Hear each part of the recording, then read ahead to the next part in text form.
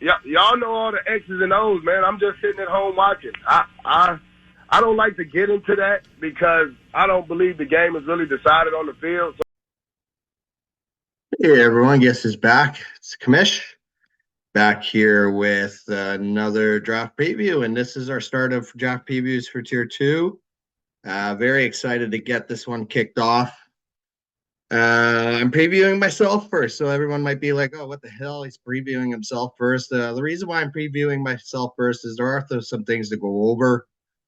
Um, so there is the rule that I can't trade draft picks in Tier 2 and Tier 3. Reason for that, folks, is I could easily just manipulate myself to be the best team every year if we allowed myself to trade draft picks because I can't go up or down, right?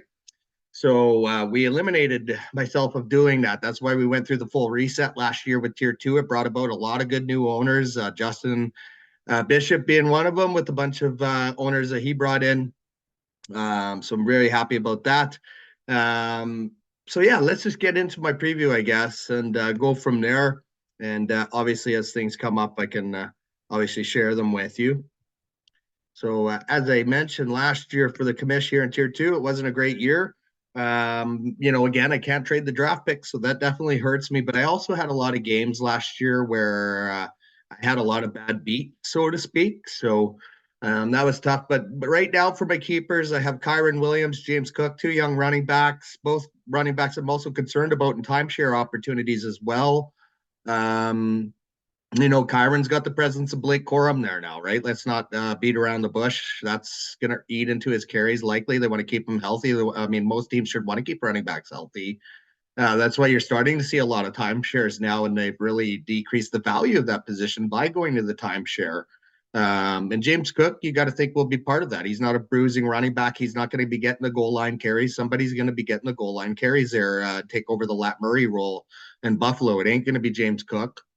Puka Nakua, wide receiver for the Rams year 2. We'll see how he does in the sophomore season, as well as Sam Laporta, two hot young rookies that just burst onto the scene for me at keeper. And Amon-Ra St. Brown, I think, is a great receiver on an ascending team.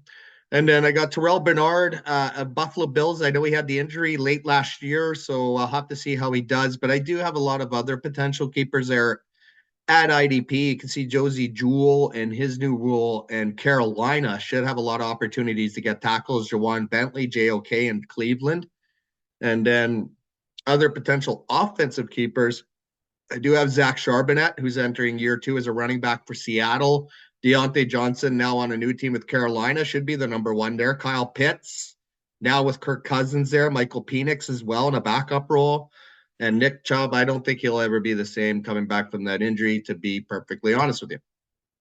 Now, when we look at the picks, like I say, it's the second year of the reset. The commish can't trade picks, so always going to be my original picks. And when you look at rounds 1 to 10, well, guess what? I won the consolation. So that's one victory for me. So I will pick first in the first round. I'm already going to announce it publicly. Unless he gets hurt, it's Marvin Harrison Jr. So if you're watching this video, you already know the commission's going Marvin Harrison Jr. at 1. I think he's going to be a legendary wide receiver for years to come. We'll see how he does in Arizona. So if you're picking 2, 3, 4, you can start to strategize for sure. I mean, one of the drawbacks of picking first, of course, in a snake draft is you're picking last in round 2. That's a long ways away. You pick first pick, and then all of a sudden you're picking, in a 16-team league, I guess 32nd. So it's a long wait, it seems.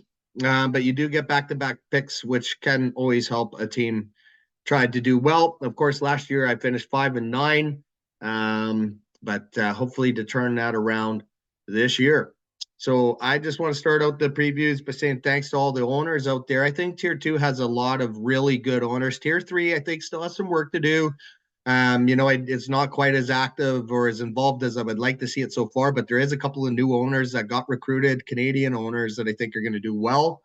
In Tier 2 here, there's a lot of American talent, and we need that American talent in Tier 1. To be honest with you right now, the American division in Tier 1 only has 3 Americans in it. There's only 3 Americans in Tier 1 right now, so it's a bit of an embarrassment in terms of pride for Americans.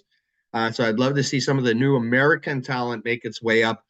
So some of these other guys can get slotted back into their geographic divisions for the tiers, and that's how I usually do it. So your team could move in divisions if you're, not from Canada, not from the US, or not international. Or if you are international and you're in the Canadian division, obviously I'm going to try to move you in the international division. So anyways, thank you so much, everyone, for making this a great league. And yeah, first preview is mine, but excited to do the rest of your previews. Thanks so much.